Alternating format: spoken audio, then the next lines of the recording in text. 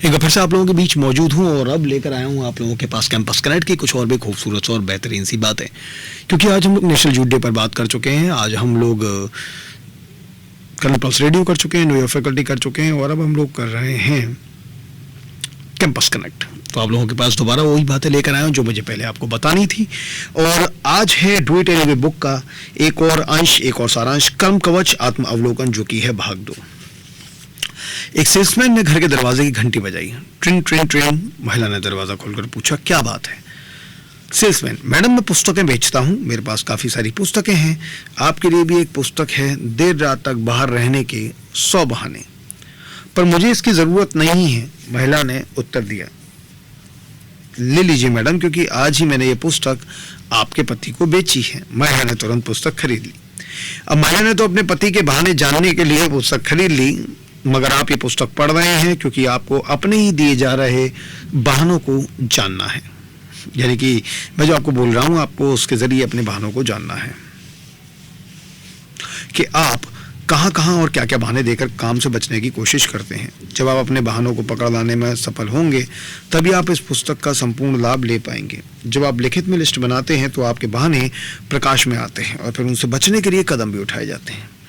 लेकिन अगर आपको लगता है कि आप बहाने बनाते ही नहीं हैं तो खुद पर काम करना कठिन लगता है। इसलिए पहले कुछ वक्त किताब नीचे रखकर पेपर पेन लेकर आप कब कब और क्या क्या बहाने बनाते हैं उसकी लिस्ट बनाएं। वो सभी बहाने लिखें जो आप अलग अलग वक्त पर इस्तेमाल करते हैं। इस लिस्ट में गुड, बिग और बैड बहानों के 3 कॉलम बनाएं। बैड बहाने जो केवल आलस्य की वजह से बेहोशी में दिए जाते हैं।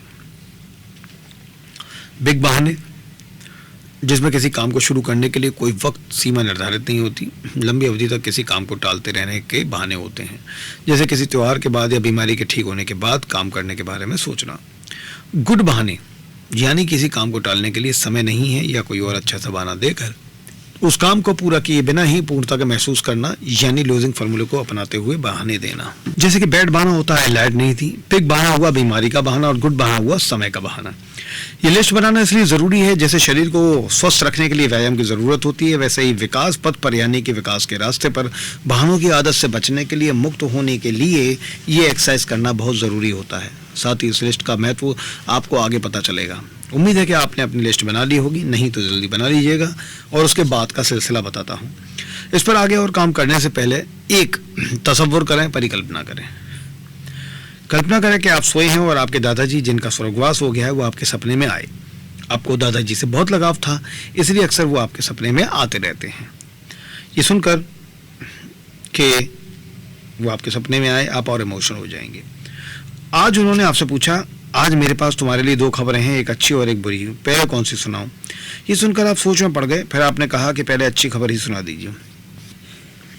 तो जी बोले, ठीक है, तुम्हें तो पता है कि मुझे क्रिकेट खेलना कितना पसंद है। 10 दिन बाद स्वर्ग में क्रिकेट मैच हो रहा है जिसमें मुझे ओपनिंग बॉलर चुना गया है। आप खुशी से कहते हैं, अरे वाह, बधाई हो, ये तो बड़ी अच्छी खबर है। और अब बुरी खबर क्या है? दादाजी ने दुखी होकर बोला कि तुम उसमें ओपनिंग बैट्समैन हो। ये सुनते ही मौत के डर से आपकी नींद खुल जाती है। अब आपसे सवाल है कि यदि ये कल्पना की बात सच होती, यानी आपकी जिंदगी में केवल आखिरी 10 दिन बचे होते, तो आप कौन कौन से काम पूरे करते? फिर से पेन पेपर लेकर 10 दिन के लिमिटेड टाइम में करने वाले कामों की एक सूची बना लें। जैसे कोई सरकारी काम हो, बैंक का काम हो, किसी से मिलना हो, फोन करना हो, कुछ बताना हो, घर के ऑफिस के काम, बाकी के काम आदि आदि।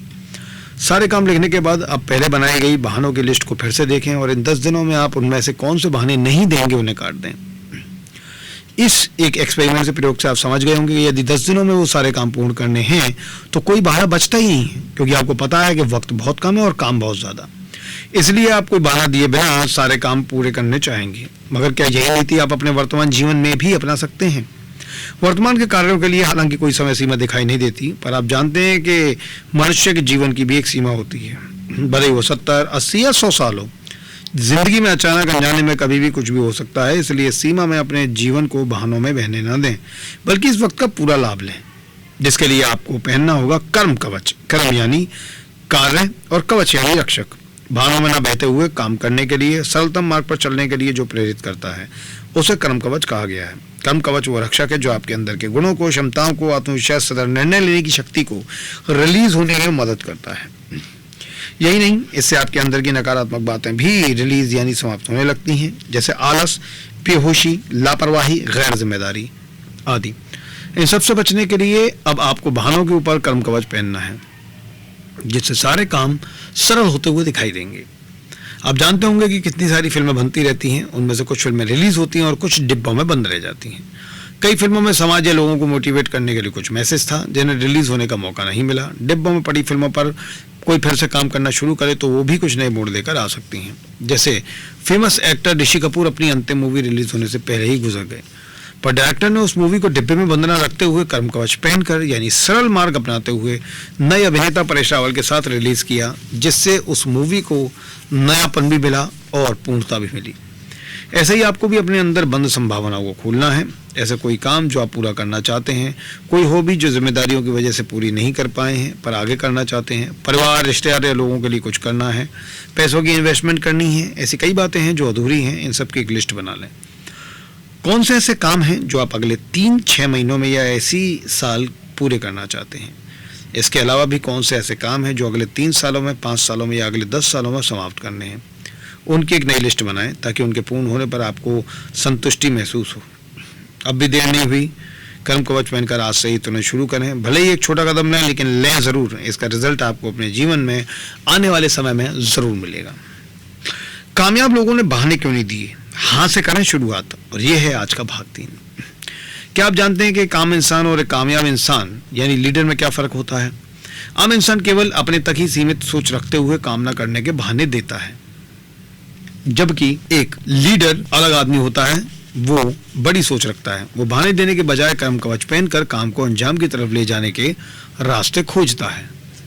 इसी सोच की वजह से लीडर आगे खुद काम करने के लिए खुद भी प्रेरित होते हैं और दूसरों को भी प्रेरणा देते हैं। आज तक जिंदगी में जितने भी सफल लोग हुए, उनमें से ज्यादातर लोगों के जीवन में विपरीत परिस्थितियां आई हैं, मगर उन्होंने इसे बहाने नहीं बनाया, बल्कि उससे आगे बढ़ने की प्रेरणा ली। वो एक आम इंसान से, आम आदमी से ऊपर उठकर नायक बन गए और लोगों के लिए एक मिसाल पेश की। भारत में भी ऐसे कई लोग हैं जिन्होंने कठिन परिस्थितियों में उनका सामना किया और अच्छी परफॉर्मेंस दी।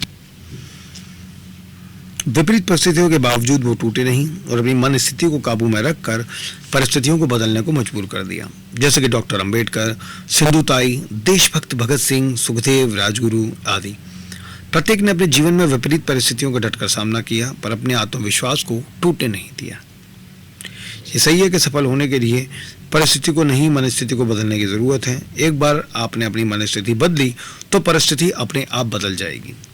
आइए सिंधुताई सपकाल की प्रेरणादायक कहानी से समझें कि जब इंसान के जीवन में कई विपत्तियां आती हैं, तब इसके बावजूद भी वो बहाने देने की बजाय कैसे अपनी जिंदगी को एक नई राह देता है, जो उसे भी ऊंचाइयों तक ले जाता है तथा अन्य लोगों के लिए भी प्रेरणा का स्रोत बनता है। सिंधुताई सपकाल का जन्म 14 नवंबर 1948 में महाराष्ट्र के वर्धा जिले के पिंपरी मेघे गांव में हुआ। मात्र 10 साल की उम्र में इनका विवाह श्री हरि सपकाल से करवा दिया गया। विवाह सफल रहा और मात्र 20 वर्ष की उम्र में गर्भवती अवस्था में उन्हें घर से निकाल दिया गया। इन्हीं प्रतिकूल परिस्थिति में अपनी बेटी को एक तबेले में इन्होंने जन्म दिया। वो वक्त ऐसा था जब उन्हें अपना और अपनी बेटी का पेट भरने के लिए भीख तक मांगनी पड़ी। कई अनाथ बच्चों को देखकर उन्होंने प्रण किया कि वो एक ऐसे बच्चे को गोद लेंगी जिन्हें माँ बाप का प्यार नहीं मिलता, जो सड़कों पर अनाथ भटकते रहते हैं। उन्होंने कई अनाथ बच्चों की देखभाल करना शुरू किया और कई तरह के संघर्षों का सामना भी किया। एक बार तो भूखे बच्चों का पेट भरने के लिए शमशान की चिता पर रोटी सेंक कर उन्हें खिलाई। इस काम के साथ उनके अंदर जो आत्मबल तैयार हुआ, उसका नतीजा ये है कि आज उनके नाम से कई अनाथ आश्रम हैं। उन्हें महाराष्ट्र में माई के नाम से जाना जाता है।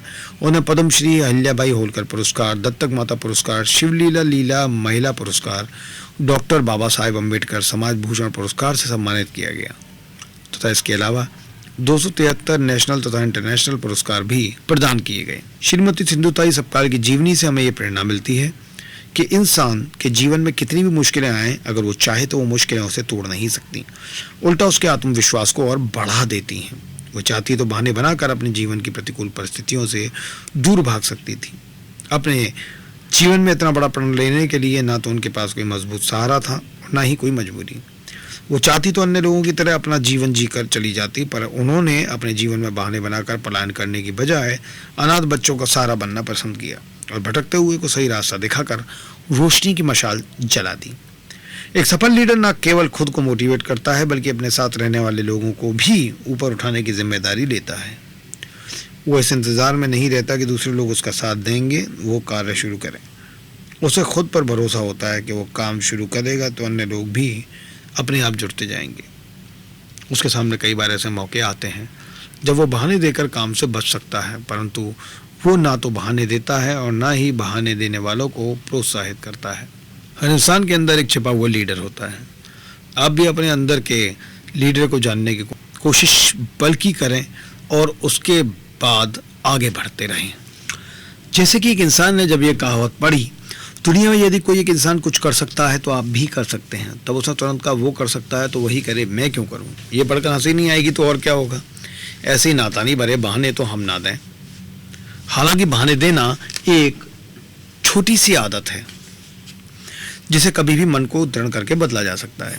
आज के बाद जब भी आपके सामने कोई काम करने का मौका आए तो उस काम को करने के लिए तुरंत हाँ कहें, बिना किसी हिचकिचाहट की अपनी सहमति दें। इस तरह बहाने देकर काम टालने की आदत से छुटकारा पा सकते हैं। समझ ये हो कि दूसरों को ही नहीं बल्कि खुद को भी हाँ कहना है। कई बार इंसान को समझ होती है कि कोई कार्य क्यों करना है, उसे प्राथमिकता भी पता है, काम करने के तरीके का भी पता है, चाहों से परिणाम भी पता है, परंतु फिर भी वो बहाने देता है।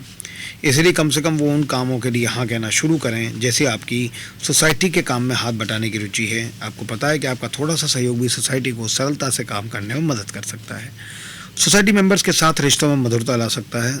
अतः आपको सोसाइटी के छोटे छोटे कार्य करने के लिए हाँ बोलना है, भले ही आपका तत्काल जवाब ना हो। हाँ कहने से जिम्मेदारी का भाव आता है और आप उस कार्य की पहल करते हैं। ये कामयाब लोगों का मुख्य गुण होता है। क्या आप जानते हैं कि लॉकडाउन के समय जब विश्व में कोविड नाम की महामारी का आतंक फैला था, तब समाज सेवकों के साथ साथ साधारण लोग भी पहल करके ज़रूरतमंदों की सहायता में जुट गए थे। जैसे कुछ लोगों ने घर के बाहर मुफ्त खाना बांटना शुरू किया, कुछ ने गली मोहल्लों के लोगों के कपड़े इकट्ठे कर ज़रूरतमंद लोगों तक पहुंचाए, बुजुर्ग महिलाओं को होम सर्विस पहुंचाई इत्यादि। इन साधारण लोगों ने परिस्थिति को स्वीकार किया और मदद के लिए हाँ कहते हुए बिना कोविड का बहाना दिए सेवा कार्यों में जुट गए। हाँ कहने से मन का काम करने के फ्रेम में आ जाता है और सरलता यानी बिना बहाने दिए उस काम को वो पूर्ण कर लेता है। तो ये था किताब डू इट एनीवे का अंश कैंपस कनेक्ट में आप सभी युवाओं के लिए, आप सभी यूथ के लिए। बने रहिए मेरे साथ ज्ञानवाणी 90.4 मेगाहर्ट्ज़ पर। Thank you so much.